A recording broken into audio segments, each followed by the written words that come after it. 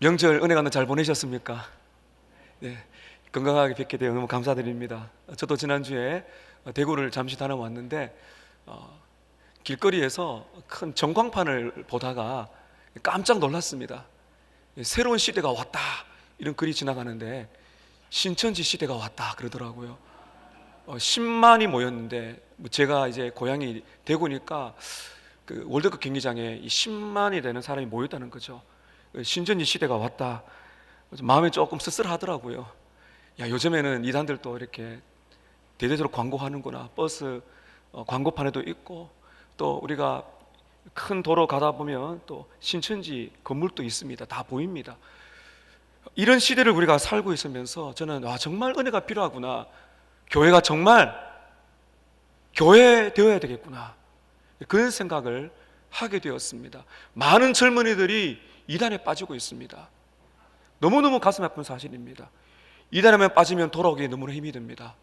그래서 우리가 하나님의 말씀을 계속 듣고 이 진리가 우리의 삶 속에 뿌리 내리고 이 진리가 다음 세대까지 흘러가고 이 진리가 우리를 통해 많은 사람들에게 흘러가기를 축복합니다. 교회가 교회다워지는 것 어디서 볼 수가 있을까요? 내가 정말 신앙이 제대로 있는가를 어디서 볼 수가 있을까요? 하나님께서 얼마나 큰 일을 이루실지 그에 대한 소망을 어디에서 품을 수가 있을까요? 성경에 있습니다. 성경 안에 보게 되면 서로를 비교할 필요가 없습니다. 성경에 보게 되면 내 신앙의 수준을 가늠할 수 있습니다. 성경을 통해서 보면 초대교회 때 진짜 예수님이 승천하신 그 다음에 살아있는 그 성도들 순교하였던 그때 성도들의 모습 보게 되면 우리와의 거리가 느껴집니다. 하나님이 얼마나 놀라운 일을 행하시는가, 부흥에 대한 사실을 우리가 보면서 가슴 뛰는 그런 기도를 우리가 해야 되는 것입니다. 부흥이라는 단어는 많이 씁니다. 교회에서. 이 부흥 우리만 쓰는 게 아니더라고요. 세상에서도 뭐 잘 되면 다 부흥했다 그러는데 우리가 부흥이라는 단어를 많이 쓰다 보니까 많이 식상하죠. 그러니까 부흥이란 거는 교회의 성장과 구분을 하셔야 됩니다. 교회가 이렇게 성도들이 많아지고 또 여러 가지 활기 있게 되고 또 더 큰 물을 짓게 된다는 거 다 나쁘게 볼 수는 없지만은 성장하죠. 전도회에서 많은 분들이 오신다는 거 성장입니다. 근데 부흥이란 거는 특별한 은혜의 때를 부흥이라고 말을 하는 것입니다. 이안 머레이라는 분은 부흥을 이렇게 말을 합니다. 교회가 평상시에는 이슬비와 같은 은혜를 경험합니다. 그러나 갑자기 폭우와 같은 성령의 부으심을 경험하는 때가 있는데 그 때가 바로 리바이벌, 부흥입니다. 이슬비가 내리잖아요. 부흥이 오지 않아도 우리는 은혜를 받습니다. 전도가 됩니다. 예배도 드리고 설교도 해야 되고요. 성경을 가르쳐야 됩니다. 이런 것은 이슬비와 같습니다. 그러나 우리의 인생 속에 우리나라의 1907년도 같은 평양대회부흥과 전 세계에 일어났던 그 많은 부흥의 역사를 바라볼 때 부흥이란 것은 갑작스런 폭우가 쏟아지듯이 강력한 은혜의 물줄기가 오게 되는데 그것이 얼마나 놀라운 역사라는가를 성경을 통해 우리가 보고 있는 것입니다. 여러분, 우리가 지금 보고 있는 이 느헤미야의 이 말씀들을 바라볼 때 이게 여러분 동떨어진 사건처럼 느껴지면 안 됩니다. 무슨 말인가 하면요, 정말 우리가 하나님이 역사하셨던 수준을 바라보면서 우리의 수준을 올려야 됩니다. 옆에 교회, 다른 지역 교회 그거 비교할 필요가 없어요. 성경에 나오는 초대 교회와 우리가 비교해야 됩니다. 우리의 영적인 수준이 얼마나 올라가야 되고 오늘날 얼마나 한국 교회가 영적으로 쇠락했는가, 그거를 바라보면서 우리의 기도가 올라가야 됩니다.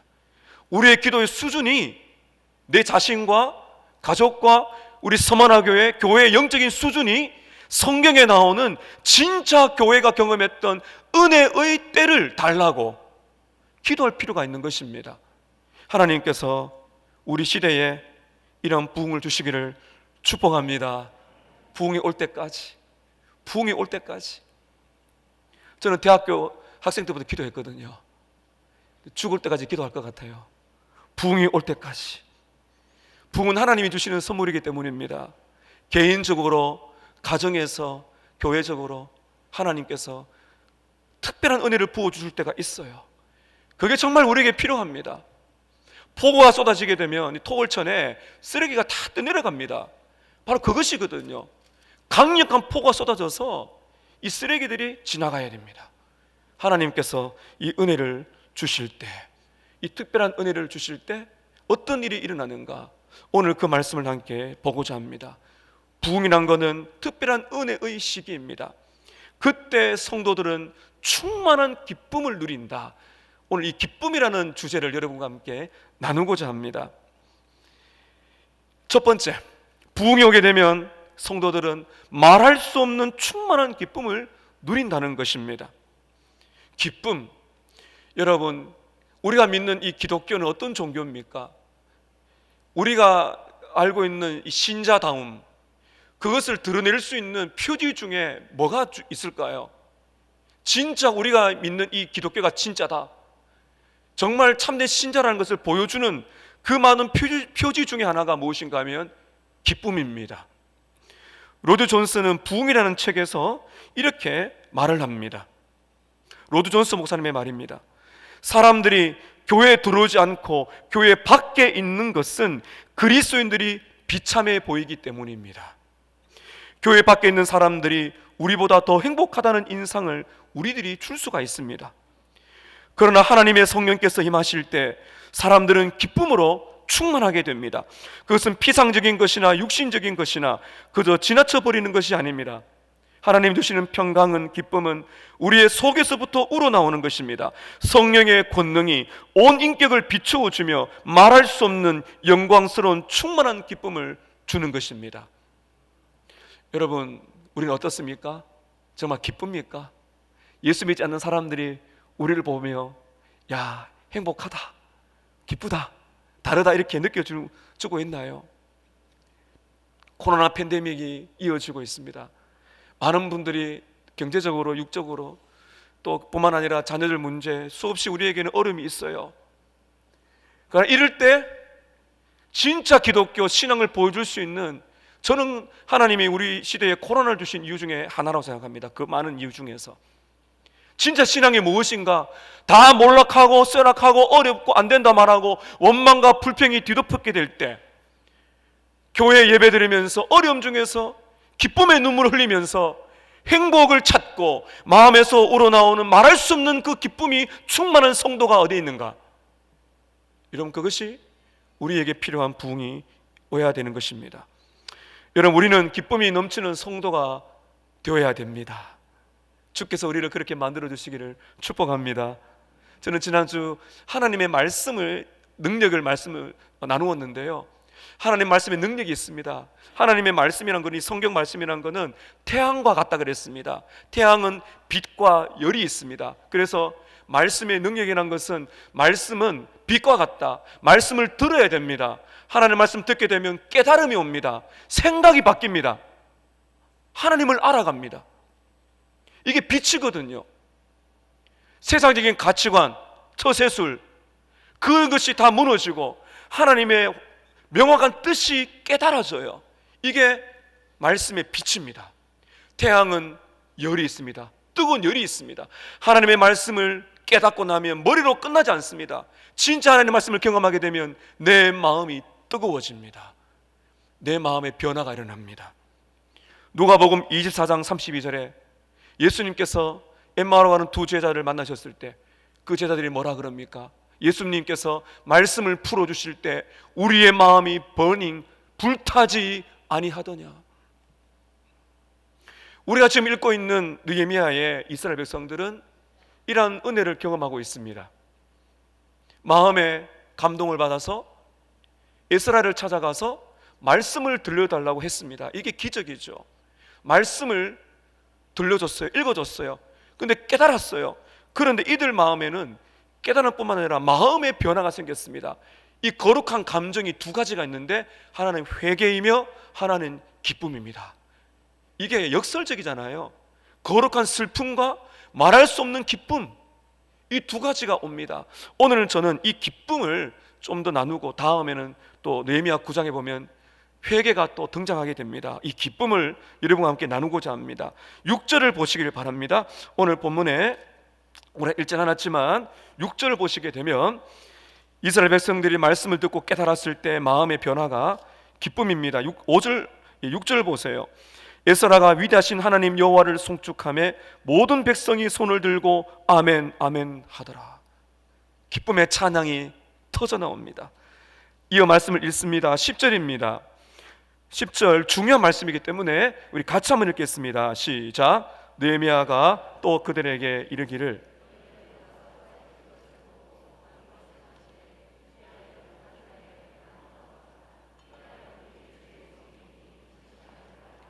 여호와로 인하여 기뻐하는 것이 너희의 힘이니라. 할렐루야.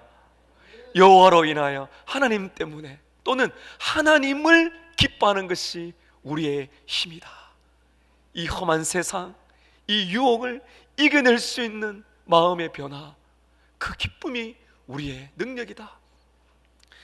12절을 또 보시기 바랍니다. 모든 백성이 곧 가서 먹고 마시며 나누어 주고 크게 즐거워하더라. 즐거움이 오죠. 17절 보시기 바랍니다. 17절 끝에 보시면 여호수아 때로부터 그날까지 이스라엘 자손이 이같이 행한 일이 없었으므로 이에 크게 기뻐하더라. 기쁨의 요소가 있습니다. 이게 기독교며 이게 우리 성도의 중요한 표지입니다. 하나님의 말씀을 듣는 사람이잖아요. 하나님의 말씀을 진짜 듣고 깨닫게 되면, 이 빛이 오게 되면 따라 열이 온다는 거죠. 마음의 변화가, 그게 기쁨, 그 기쁨이 약동한다는 것입니다. 이것은 거룩한 감정이에요.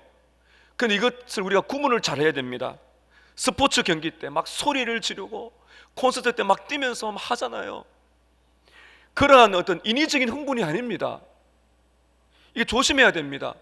우리 이렇게 집회 때 보면은 너무 이렇게 뭐랄까요, 인위적인 흥분을 자아내려고 하는 그런 굉장히 조심하셔야 됩니다. 그건 흥분일 가능성이 많습니다. 거룩한 감정은 감정주의가 아닙니다.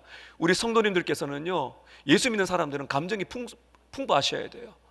눈물과 기쁨과 감사와 때로는 거룩한 아픔, 고통받는 자들 바라볼 때 함께 울고 함께 행복할 줄 아는 이 거룩한 감정이 살아있는 것이, 그 냉소주의에 빠지면 안 되거든요. 성도는 냉소주의가 되면 안 됩니다. 말씀을 들어도 냉소하고 찬송해도 너무나 차갑고, 이게 어디서 여러분 뜨거움을 경험하겠어요? 이게 막 소리를 지른다 되는 게 아니고요. 거룩한 감정은 하나님의 선물입니다. 사도행전을 보게 되면 초대교회 성도들이 은혜를 받고 부흥을 경험했을 때 찬송과 기쁨을 경험했다고 말합니다. 사도행전 2장 46절 47절에 날마다 마음을 같이하여 성전과 집에 모이고 기쁨과 순전한 마음으로 음식을 먹고 하나님을 찬미하더라. 사도 바울은 감옥에 갇혔습니다. 죽음에 보이지 않는 차가운 감옥 속에서 빌립보 4장 4절에 보면 그는 이렇게 우리에게 도전합니다. 주 안에서 항상 기뻐하라. 내가 다시 말하노니 항상 기뻐하라. 베드로도 말합니다. 베드로전서 1장 8절에 예수를 너희가 보지 못하였으나 사랑하는도다. 이제도 보지 못하나 믿고 말할 수 없는 영광스러운 즐거움으로 기뻐하는도다. 기쁨입니다. 이 기쁨을 특별히 누렸던 한 분을 여러분께 소개하고자 합니다. 17세기의 천재, 프랑스의 철학자요 수학자요 그리고 과학자요 신학자인 블레이즈 파스칼입니다. 팡세로 유명한 파스칼. 이 파스칼은 31세 때 예수를 믿고 회심을 하게 됩니다. 그리고는 39세 때 이제 죽게 되는데 죽었을 때 그는 하나님 나를 지켜주십시오라는 유언을 남기고 죽었다고 말합니다. 근데 31세 때 회심했을 때 이 파스칼이 얼마나 큰 은혜를 받았는가, 그것을 잊고 싶지 않아서 이 셔츠 안에 종이로 적어서 이렇게 꼬매넣었다고 말합니다. 어떻게 알았는가 하면 그가 죽었을 때 유품을 정리하다 보니까 그의 옷 안에, 셔츠 안쪽에 종이가 꼬매 있는 거예요. 그 사람들이 이게 뭔가 싶어서, 아니 옷 안에 종이가 꼬매 있으니까요, 그 글을 이제 읽게 됐는데 이게 뭔가 하면은 파스칼이 예수를 믿는 회심 때 얼마나 강력한 은혜를 받았는지 그가 기록한 글이 남아있는데, 제가 여러분께 중요한 구절만 뽑아서 읽어드리도록 하겠습니다. 파스칼의 은혜의 체험입니다. 1654년 은혜의 날 11월 23일 월요일 밤 약 10시 30분부터 자정이 지난 약 30분까지 2시간, 그 다음에 그가 이렇게 적었습니다. Fire, 불. 아브라함의 하나님, 이삭의 하나님, 야곱의 하나님, 그러나 철학자와 학자의 하나님은 아닙니다. 확신, 감격스러운 기쁨, 평안, 예수 그리스도의 하나님, 예수 그리스도의 하나님, 나의 하나님, 그리고 너의 하나님. 기쁨, 기쁨, 기쁨, 기쁨의 눈물. 나는 당신에게서 떠나 있었습니다. 예수 그리스도, 예수 그리스도, 나는 당신을 저버리고 피하고 부인하고 십자가에 못 박았습니다. 그러나 이제 나는 절대로 당신에게서 떠나지 않겠습니다. 영원한 기쁨, 나는 당신의 말씀을 결코 잊지 않겠습니다. 아멘. 파스칼이 뭐로 말하고 있습니까? 마음이 뜨거웠던 거죠. Fire, joy, joy, joy. 기쁨, 기쁨, 기쁨, 기쁨의 눈물. 성령님의 강력한 은혜를 받은 것입니다. 사랑하는 여러분, 우리에는 이런 기쁨이 있나요? 우리는 이런 기쁨을 알고 있습니까? 성령이 충만하면 우리들도 이런 기쁨을 누릴 줄로 믿습니다. 85장에 이런 찬송 가사가 있죠. 구주를 생각만 해도 내 마음이 좋거든 주 얼굴 배울 때야 얼마나 좋으랴. 구주를 생각만 해도 내 마음이 좋거든.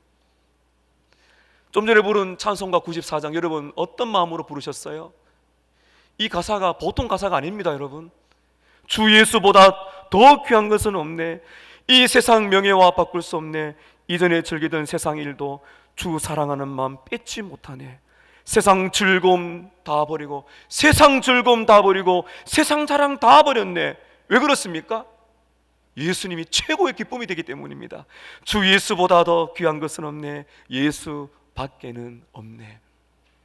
세상 즐거움을 이기기 위해서는 더 큰 즐거움이 와야 되는데, 그 즐거움이 무엇인가 하면 주 예수 그리스도라는 것입니다. 이런 기쁨이 있나요? 예수님만 생각해도 우리가 기쁩니까? 정말 주님밖에 없다고 고백할 수 있나요? 그러지 않을 때가 많죠.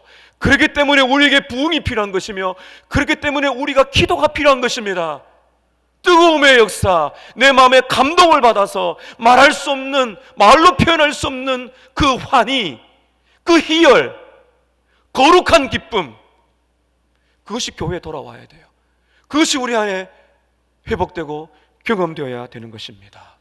오늘 말씀 두 번째는 말씀으로 기쁨이 지속된다는 것입니다.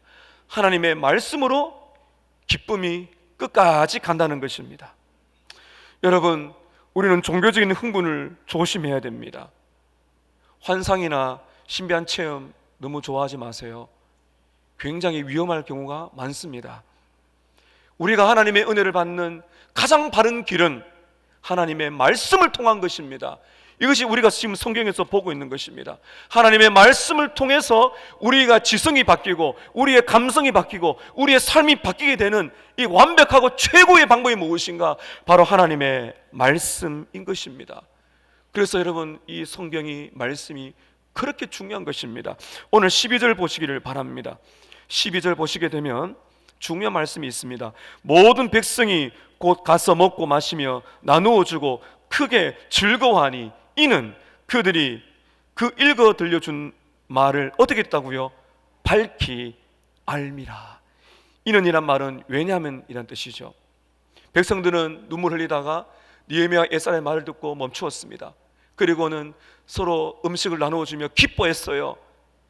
이유가 뭐라고 말하고 있나요? 12절 끝에 이는, 이게 이유거든요. 왜냐하면 그들이 읽어 들려준 말씀을 밝히 알았기 때문이다.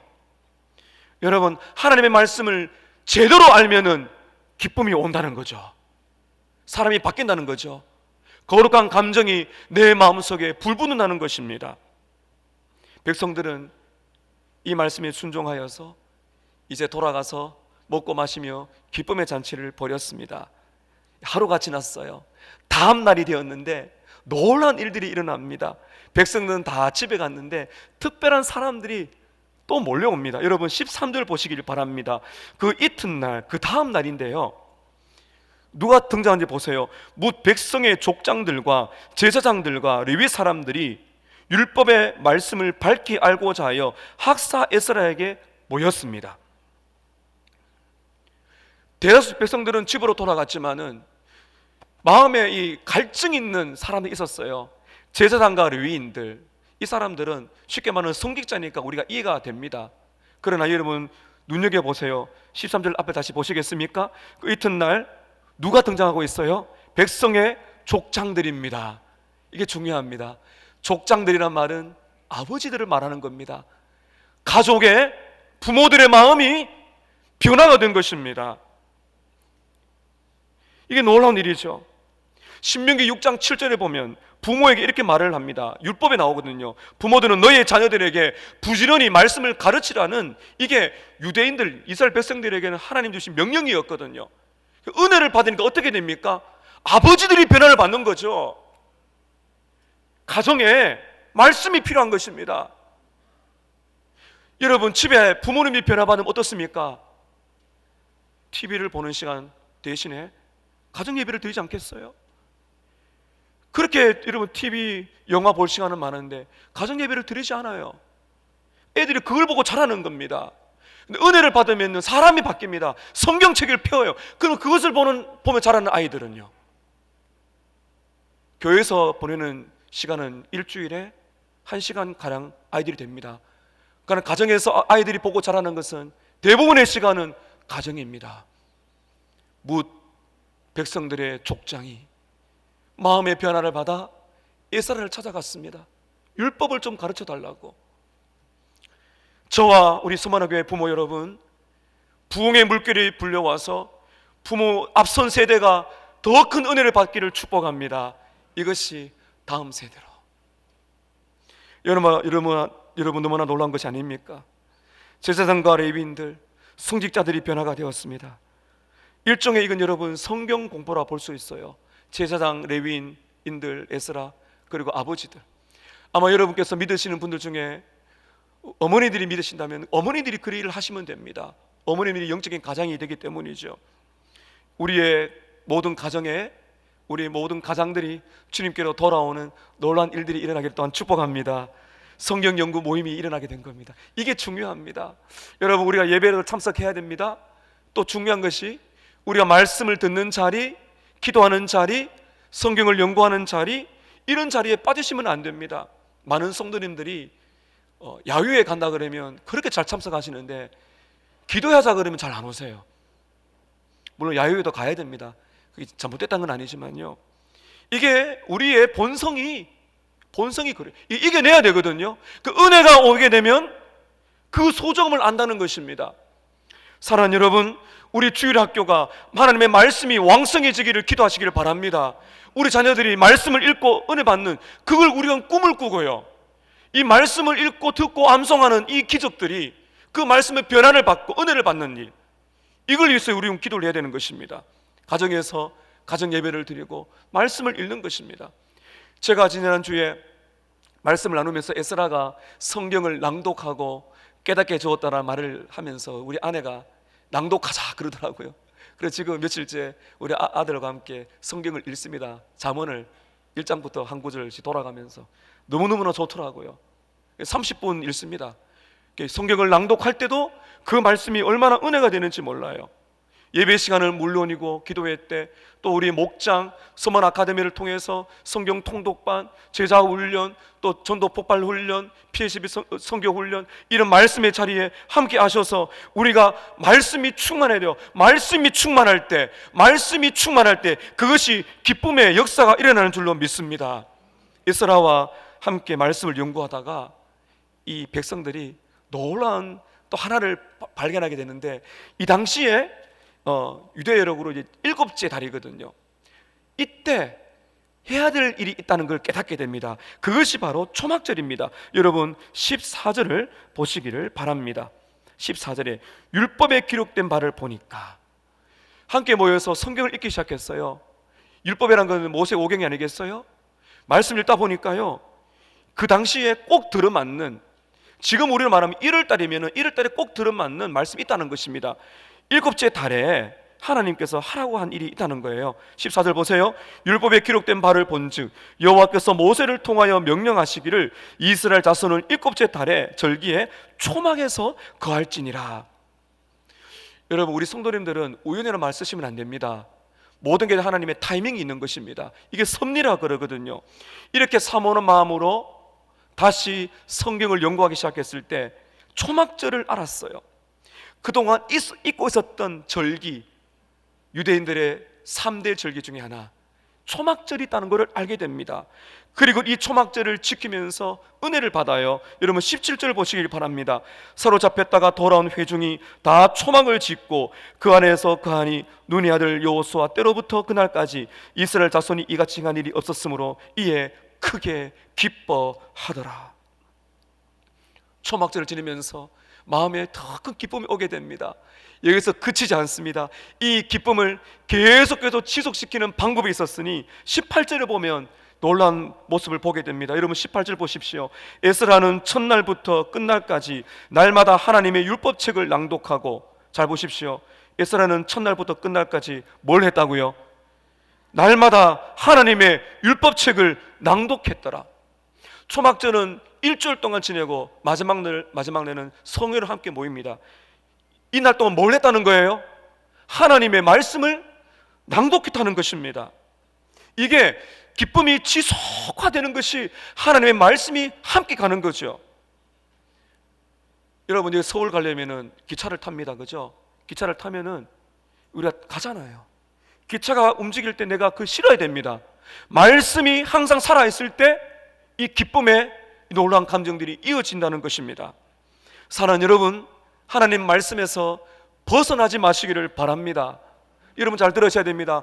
참된 진리가 진짜 우리의 마음을 변화시킵니다. 더 놀라운 것은 여러분, 하나님의 말씀을 깨닫게 될 때, 하나님의 말씀을 알아가게 될 때, 진짜 놀라운 것은 하나님의 말씀을 알아가게 될 때, 진짜 놀라운 것은 하나님과 예수 그리스도를 알아간다는 것입니다. 이게 진짜 은혜입니다. 제가 성경 한 구절을 읽어드릴게요. 사무엘상 3장 21절에 보면 하나님께서 말씀을 통해서 찾아오시는 것을 이렇게 말합니다. 사무엘상 3장 21절입니다. 여호와께서 실로에서 다시 나타나시되 여호와께서 실로에서 여호와의 말씀으로 사무엘에게 자기를 나타내시니라. 하나님의 말씀으로 사무엘에게 자기를 보여주셨습니다. 예수님을 만나기 원하십니까? 말씀을 읽으십시오. 하나님을 만나기 원하십니까? 말씀 앞에 서시기를 바랍니다. 말씀을 통해서 우리가 예수 그리스도를 알아가게 됩니다. 마르틴 루터는요, 얼마나 성령 충만했던지 이런 고백을 한 적이 있어요. 예수님이 십자가에 달려 돌아가신 것이 어제 일처럼 생생합니다. 무슨 말입니까? 하나님의 말씀을 그렇게 묵상했던 사람 속에 그 십자가의 감동이 밀려오는 거죠. 사랑하는 여러분, 말씀을 읽으면서 하나님을 만나시기를 축복합니다. 예수님을 만나게 됩니다. 그때 어떤 일이 일어나는가? 예수님의 기쁨이 나의 기쁨이 됩니다. 요한복음 15장 11절입니다. 예수님이 이렇게 말씀하세요. 내가 이것을 너희에게 이르면 내 기쁨이 너희 안에 있어 너희 기쁨을 충만하게 하려 함이라. 요한복음 17장 13절입니다. 예수님이 말씀하십니다. 지금 내가 아버지께로 가오니 내가 세상에서 이 말을 하옵는 것은 그들로 내 기쁨을 그들 안에 충만히 가지게 하려 함이니라. 행복하게 원하신다면 다른 곳으로 가지 마십시오. 여러분, 하나님의 말씀이 기쁨의 연료가 됩니다. 기쁨이라는 불꽃을 계속해서 지피려면 하나님의 말씀에는 연료가 있어야 되는 것이죠. 기쁨이 충만한 신자로 살기 원한다면, 그 예수 그리스도를 더 깊이 만나기 원한다면 저와 여러분은 말씀을 읽고 말씀을 깨닫고 그 말씀을 통해서 찾아오시는 예수님을 만나야 됩니다. 그럴 때 예수님의 기쁨이 나의 기쁨이 되는 것입니다. 내 영혼에 그 기쁜 데서 맑은 가락이 울려나니 하늘에서 평강이 내려오는 그 기쁨을 우리가 누리게 되는 것입니다. 오늘 세 번째는 한번 따라 하실까요? 은혜를 통해 기쁨이 강화됩니다. 강화라는 말은 더 기뻐진다는, 폭발한다는 거거든요. 그 은혜를 받아야 됩니다. 특별한 은혜를 받아야 우리의 기쁨이 더 기뻐지고 폭발한다는 것입니다. 이스라엘 백성들은 말씀을 읽다가 초막절을 지키라는 그 명령을 받아서 순종을 합니다. 여러분 15절과 16절을 보시기를 바랍니다. 이렇게 길게 내놓은 것은 그만큼 이스라엘 백성들이 말씀에 순종했다는 것인데요, 15절 보십시오. 또 일렀으되 모든 성읍과 예루살렘의 공파에 이르기를 너희는 산에 가서 감람나무 가지와 들감람나무 가지와 화석류나무 가지와 종려나무 가지와 기타 무성한 나무 가지를 가져다가 기록된 바를 따라 초막을 지어라 하라 한지라. 초막, 풀초자거든요. 풀초자. 그 초막이라는 건 나무 가지를 가지고 이렇게 집처럼 장막을 하나 만들었다는 겁니다. 사람이 들어갈 수 있도록. 16절을 보시길 바랍니다. 백성이 이에 나가서 순종합니다. 나뭇가지를 가져다가 혹은 지붕 위에 혹은 뜰 안에 혹은 하나님의 전뜰에 혹은 숨은 광장에 혹은 에브라임 문 광장에 초막을 지었더라. 율법대로 이들은 나뭇가지를 주워가지고 이렇게 집에 또 뜰에 이렇게 다 쉽게 말하면 풀을 덮었다는 거죠. 나뭇가지를. 장관입니다. 온 도시가 하나님의 성전에도 지붕에도 뜰하는 광장에도 다 이 나뭇가지를 덮었다는 거죠. 아이들이 물을 겁니다. 부모들에게. 아빠, 엄마, 왜 이렇게 나뭇가지를 주워다가 초막을 지어요? 이게 산 교육이 되는 거거든요. 이게 정말 이게 은혜를 받는 길입니다. 교보제입니다. 교보제. 하나님께서 그래서 초막절을 지키라는 것은 이렇게 눈으로 보는 것, 우리가 성찬식을 하는 것처럼. 여러분, 그렇다면 초막절이 어떤 날일까요? 이게 중요합니다. 초막절이 무엇인가 하면은 이스라엘 백성들이 애굽의 종살이에서 구원을 받아서 40년 광야 생활을 합니다. 광야 생활에 그들이 이게 방황하잖아요. 먹고 살 길이 없고 물이 없고 고통받는 광야 생활을 기억하도록 만드는 것이 초막절입니다. 또 놀라운 것은 이 초막절을 행했던 때가 초가을인데 추수감사절이 있는 날이에요. 다시 말하면 이 초막절은요, 하나님의 특별한 은혜의 기간인 것입니다. 이 초막절은 이 세 가지 의미가 있는데, 먼저는요, 잘 들어보십시오. 초막절은 과거에 베푸신 은혜를 감사하는 날이 초막절입니다. 과거에 베푸신 은혜를 감사하는 날이 초막절입니다. 과거를 돌아보는 거죠. 조상들이 40년 동안에 광야 생활을 했어요. 여러분, 그 광야는 어떻습니까? 사막이잖아요. 물이 없어요. 일교차가 심합니다. 낮에는 그렇게 덥다가 밤에는 그렇게 춥습니다. 불뱀이 있고 전갈이 있는 그런 광야입니다. 어떻게 살아남습니까? 이는 전적으로 하나님을 의지해야 살 수 있는 곳이에요. 먹을 음식도 없습니다. 마실 물이 없어요. 그런데 하나님은 은혜로 바위에서 물을 내시고 하늘에서 만나를 주시고 메추라기를 주셔서 살았어요. 광야를 돌아보라는 겁니다. 하나님의 인도하심, 하나님의 보호하심, 하나님의 공급하심을 잊지 말라. 어떠한 삶을 살든지. 사는 여러분, 우리의 인생도 광야 학교와 같습니다. 수많은 고난과 아픔을 지나갑니다. 때로는 먹고 사는 것이 어렵고 일이 잘 풀리지 않고 수많은 실패를 경험합니다. 질병을 경험합니다. 이 모든 것이 다 광야 학교입니다. 그 광야 학교에서 하나님이 뭐라 말씀하십니까? 버리지 않았다는 것입니다. 무슨 말입니까? 은혜로만 사는 인생임을 잊지 말라.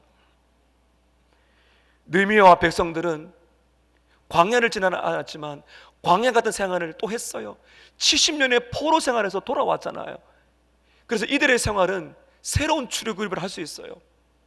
그러니까 이들이 돌아와서 이 광야를 돌아보고 70년을 돌아봅니다. 사랑하는 여러분, 우리는 더 큰 은혜를 받았습니다. 광야를 이끈 모세가 없지만 우리는 모세보다 뛰어나신 예수님이 계신 줄로 믿습니다. 예수님이 우리의 구원자가 되셔서 죄와 사망과 사탄의 노예에서 우리를 해방시켜 주셨습니다. 그리고 예수님 우리를 떠나지 않습니다. 우리를 인도하시고 우리의 필요를 공급하시고 우리를 보호한다고 말씀해 주신 것입니다. 지나간 한때를 돌아보십시오.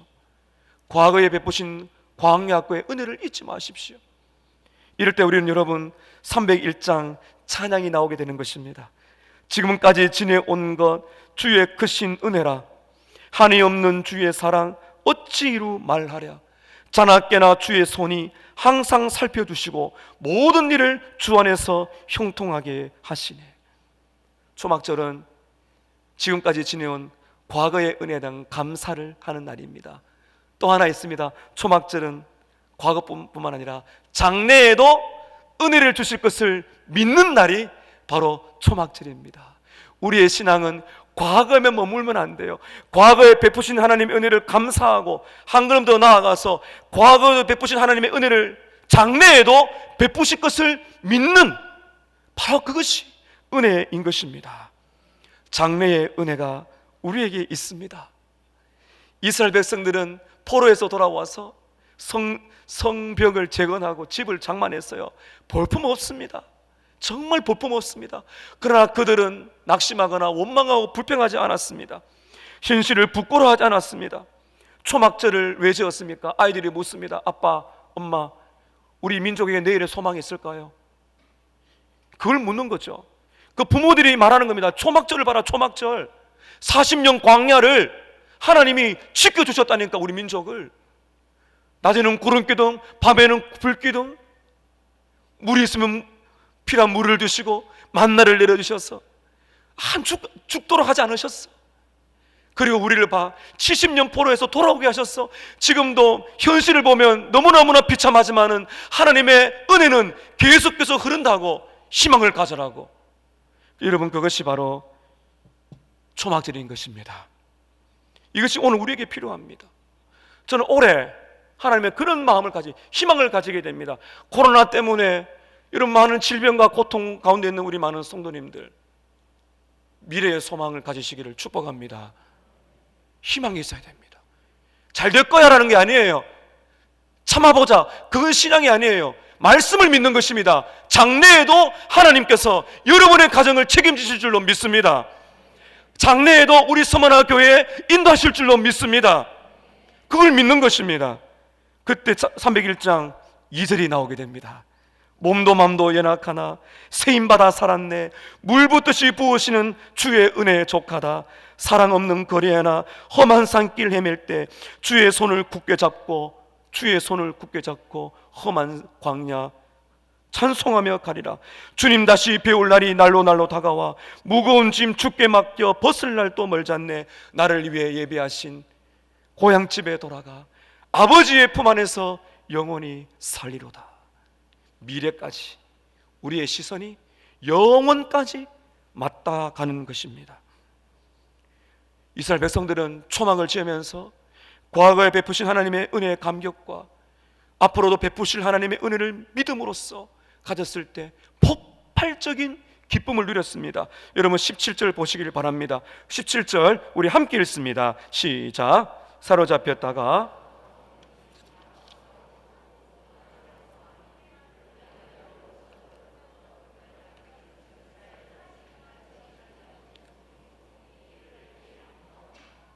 말씀을 잘 보셔야 됩니다. 17절 잘 보세요. 사로잡혔다가 돌아온 회중입니다. 얼마나 비참합니까? 포로 귀환했어요. 그러나 그들이 이 하나님의 말씀에 얼마나 감동받아 순종했던지 온 백성들이 나뭇가지를 가지고 이렇게 집 위에도 뜰에도 온 사방에다 초막을 치웠어요. 이때 뭐라 말하고 있습니까? 눈의 아들 여호수아 때로부터 그날까지 이렇게 행한 일이 없었기 때문에 충만히 기뻐했다. 여러분, 여호수아하고 지금 느헤미야하고는 1000년이 지나가. 1000년. 1000년을 거슬러 간다니까요. 그 1000년 기간 동안에 초막절을 지켰습니다. 그런데 지금 하나님이 부흥을 주시니까 그 은혜를 주시니까 사사시대 왕정시대를 거쳐서 천년을 덮어서 백성들의 마음이 하나가 되어서 초막절을 이렇게 지킨 적이 없어. 그 기쁨이 충만하고 있습니다. 우리 교회는 70년을 달려와 71년째를 맞고 있습니다. 올해가 전무후무한 은혜의 계절 되시기를 축복합니다. 그런 기도를 해야 되죠. 여러분의 신앙생활 속에서 지금 지쳐있다면, 침체에 빠졌다면 올해 내 영혼이 갱신되고 전무후무한 강력한 은혜를 경험하리라. 천년을 뛰어넘습니다. 우리나라는 1907년 평양 대붕이 있었습니다. 100여 년이 흘렀습니다. 하나님이 원하신다면 우리 시대에 주실 수 있습니다. 기도해야 됩니다. 이렇게 놀라운 은혜의 바람이 우리에게 불어오기를. 여러분, 이렇게 초막절은 과거에 베푸신 하나님의 은혜한 감사, 장래에 베푸실 하나님의 은혜한 믿음으로 우리는 이 초막절을 지켰다 했습니다. 마지막 하나가 더 있습니다. 이게 절정입니다. 초막절에 우리는 은혜로운 예수님을 볼 수가 있다는 것입니다. 초막절에 우리는 예수님을 볼 수가 있어요. 오늘 기록되지 않았지만은 초막절에 유대인들의 특별한 관습이 있었다고 말합니다. 그것은 물을 가득히 채운 단지를 가지고 와서 성전 뜰로 가져와서 제단에 물을 붓는 의식이 있었다고 말합니다. 다시 말하면 이 초막절 때 이 제단에 물이, 쉽게 말하면 생수를 가져왔다는 거죠. 물. 이게 왜 물을 강조했을까? 이게 무엇인가 하면은 광야를 지나게 될 때 반석에서 물이 나온 것을 말합니다. 또는 이 물이 난 것은 하나님의 은혜가 아니면 살 수 없다는 강조하고요. 그 가장 중요한 것은 스가랴 13장과 14장에 보면 메시아가 오게 되면, 예수가 오게 되면, 그리스도 오게 되면 하나님이 영적인 비를 주신다는 약속이 있다는 거거든요. 그래서 초막절에 이들은 물을 가져옵니다. 이 물이 뭔가 하면은 하나님의 은혜의 단비. 여러분, 이것이 예수님께 성취가 됩니다. 놀라운 말씀 들어보십시오. 요한복음 7장에 보면요, 예수님이 초막절에 나오십니다. 이게 그대로 나오거든요. 예수님이 초막절에 이제 가시다가 마지막 끝날, 마지막 8일째거든요. 끝날에 요한복음 7장 37절에서 39절에 보게 되면 예수님이 명절 끝날, 다시 말하면 초막절 마지막 날에 예수님이 자리에 서신 채로 이렇게 외치십니다. 요한복음 7장 37절 이하의 말씀입니다. 잘 들어보세요. 예수님이 초막절에 하시는 말씀입니다. 누구든지 목마르거든 내게로 와서 마시라. 나를 믿는 자는 생수의 강이 흘러나오리라. 나를 믿는 자는 성경의 이름과 같이 그 배에서, 그 하트 마음에서 생수의 강이 흘러나오리라. 이는 생수는 그를 믿는 자들이 받을 성령을 가리켜 말씀하신 것이라. 여러분, 이 생수는 성령을 말하는 것입니다. 광야를 지나게 될 때 반석, 돌을 쳐서 돌이 깨어져 물이 나왔거든요. 이 반석은 누구라는 거예요? 예수님이라는 겁니다. 고린도서 10장 4절에 보면 이 반석은 예수라 그럽니다. 반석에 끼어졌을 때 생수가 나왔거든요. 이 생수는 누구라는 거예요?